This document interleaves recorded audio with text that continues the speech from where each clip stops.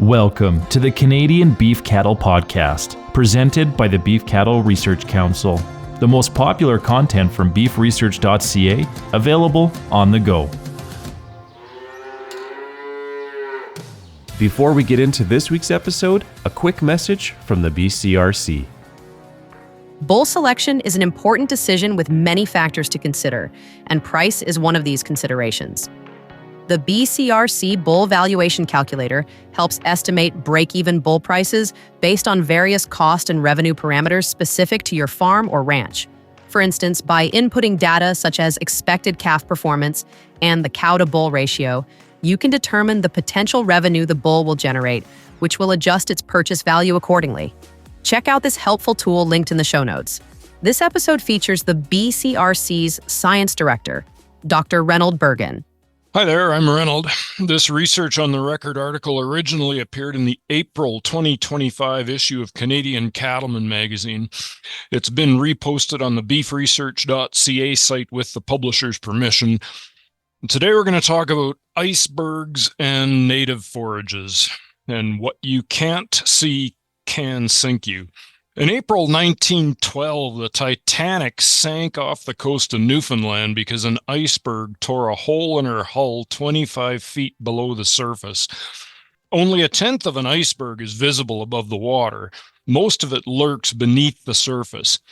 And forage plants are similar. How things look on the soil surface might not reflect what's happening further down. Forages use sunlight to convert carbon dioxide from the air into plant sugars, and those are what fuel the growth of the plant.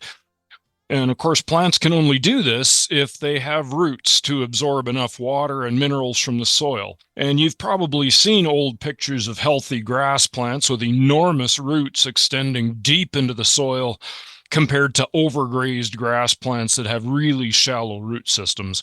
So with a drought being a recurring reality in many regions of the country, you might wonder what affects pastures more. Is it the drought or is it overgrazing during drought?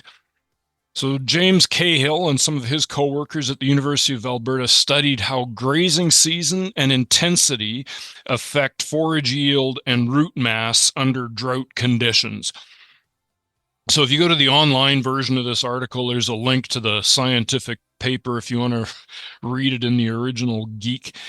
But what did they do? Well, this team went to 7 different predominantly native grassland sites in Alberta that all varied in average annual precipitation. So those locations were Gem, 1-4, Oyen, Twin River, Kinsella, Sangudo, and Stavely. So Gem, out of these 7 places, Gem had the lowest average annual precipitation. They had 312 millimeters as a historical average. That's just over 12 inches. Stavely was at the other end. They had the highest average annual precipitation at 533 millimeters, or nearly 21 inches. So they had these various sites, and then what they did at each of them was they imposed an even more extreme drought on them. And the way they did this was by installing transparent rainout shelters over the top that would divert nearly half of the rainfall during the growing season. So as a result of this, they couldn't graze them. They had to clip those plots, because if they'd put cattle in there, they would have demolished those overhead rainout shelters. So they imposed 5 different clipping treatments to, simulate different grazing intensities and timings. So there were 5 different treatments. The control treatment remained unclipped in June and September, so they called that none. Then there was a heavy none treatment that was clipped heavily in June, so they clipped it down to 3 centimeters stubble height, but they didn't clip it again in September. There was a none heavy treatment where they did the opposite. They didn't clip it in June, but they did clip it down to 3 centimeters in September. They had a light heavy treatment that clipped to 7 centimeters in June and then 3 centimeters in September. So that was mimicking a light early season grazing followed by a heavier grazing after vegetation growth slows in summer. And then they had a heavy treatment that clipped the plants to a 3 centimeter stubble height in both June and September. So we had 2 rainfall treatments, so regular rainfall plus the half rainfall drought treatment, and then the 10 different grazing management scenarios. So you could put those together. They had 10 different combinations of grazing management and moisture at each of these locations. And then they replicated those 4 to 5 different times at each site. So those 10 different treatment combinations were imposed in 2017, 2018, and 2019. And after 3 years, they measured total above ground forage yield by harvesting a portion of each plot right down to ground level in July. And then they also collected soil cores 15 centimeters deep so that they could measure the root mass. So what did they learn from all this? Well, during the 3 years of the experiment, the natural rainfall was consistently lower than normal at the driest sites. So that was Gem 1-4, Oyen, and Twin River. But it was above normal in at least 1 out of 3 years at the Kinsella, Sangudo, and Stavely sites. And then when you look at those rainout shelters, they imposed historically harsh or near record drought conditions at all sites. Now, when it came to the strictly the drought effects, extreme and prolonged drought did not significantly reduce forage productivity or root mass on its own. Maybe that's not surprising, because native grasses are adapted to the environmental challenges that nature brings. So if they evolved in a traditionally dry site, then just being dry isn't going to affect them very much. But in terms of the effects of heavy grazing in spring versus fall, they found that clipping plots heavily once in June did not affect forage yield compared to a single heavy clipping in September, regardless of how much rain fell.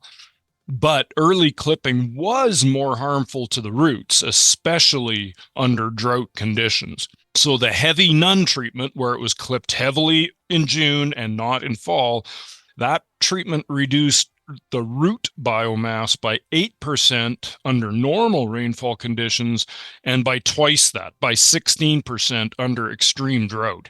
So that supports the long-standing recommendations to avoid grazing native grass heavily, especially early in the year.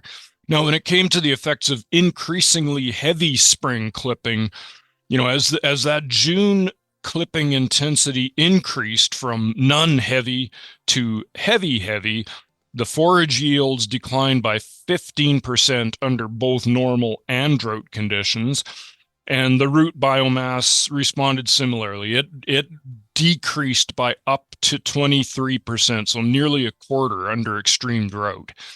In terms of location effects, drought had pretty consistent effects on root biomass, regardless of how much precipitation fell at each site.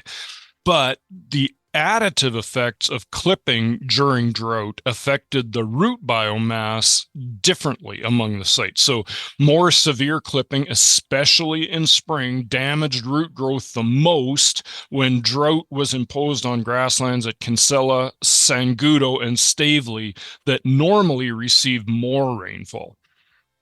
So what does this all mean to you? Well, heavy grazing may not depress forage productivity at first, but as roots shrink in size and depth, especially with spring grazing and especially with heavy spring grazing, plants will gradually be able to take up less water and less nutrients. So that's going to affect their ability to support above ground forage yields in the long run.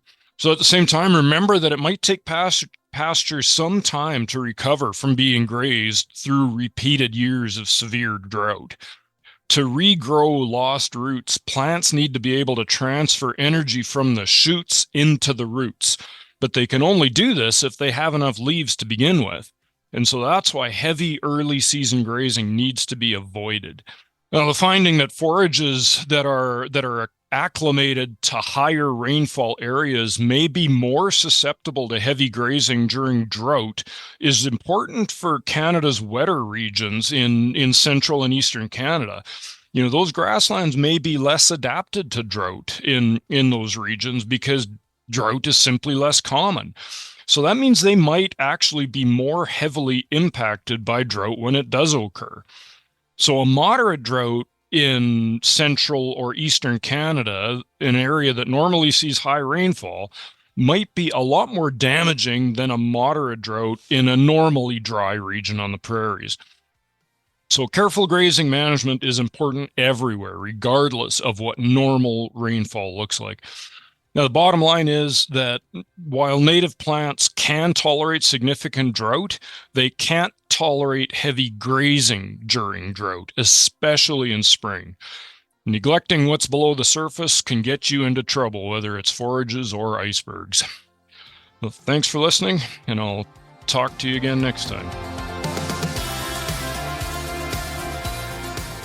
Thank you for listening to this week's episode. You can find all relevant links and information at beefresearch.ca or in the show notes. The Beef Cattle Research Council is funded by the Canadian Beef Cattle Checkoff and strives for excellence in the production of Canadian beef, cattle, and forage through research, innovation, and extension. Tune in every Tuesday as the Canadian Beef Cattle Podcast delivers straightforward insights, expert information, and a wealth of practical knowledge for Canadian beef producers. Subscribe now.